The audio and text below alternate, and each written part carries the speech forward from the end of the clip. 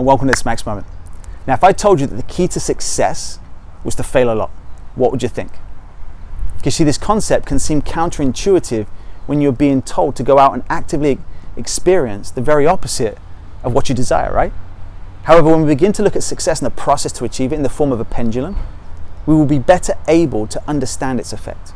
So if you look at the pendulum of life, and on one side you can find things like happiness and joy and success and victory and love. And on the other side, you'll be able to find things like unhappiness and pain and failure and defeat and rejection. Now, if the pendulum doesn't swing at all, it remains at rest in a position called equilibrium.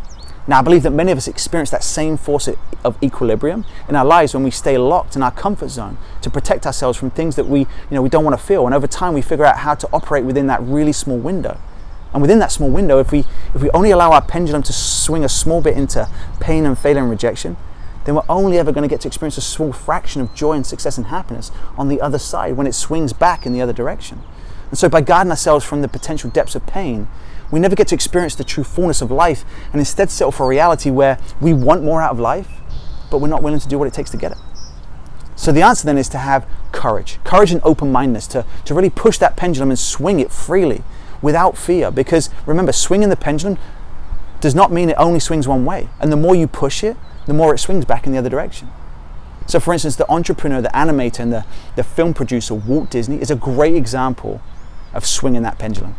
So after being fired from a job and told he lacked imagination and had no good ideas, he had so many failures, one after the other, and one of them included bankruptcy. Hundreds of banks, literally hundreds, rejected him and told him no, again and again and again. And when he was trying to start out his business, he kept getting told no. And even worse, one time he finally came up with what he thought was a great idea of a talking mouse, and he was told by everyone it would never work.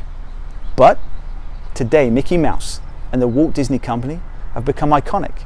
And it was due to Walt Disney's desire to really push that pendulum and being willing to experience major failure and rejection that the pendulum swung equally in the other direction.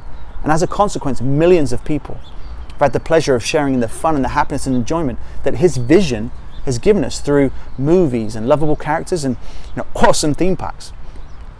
He said himself, if you can dream it, you can do it. Remember that this whole thing started with a dream and a mouse. So as the person in charge of your pendulum of life, you control how high and how far you're willing to push that pendulum. Will it be scary at times to push the pendulum outside your comfort zone? Absolutely. Will you experience more failure, rejection, pain, and defeat as a result? Absolutely.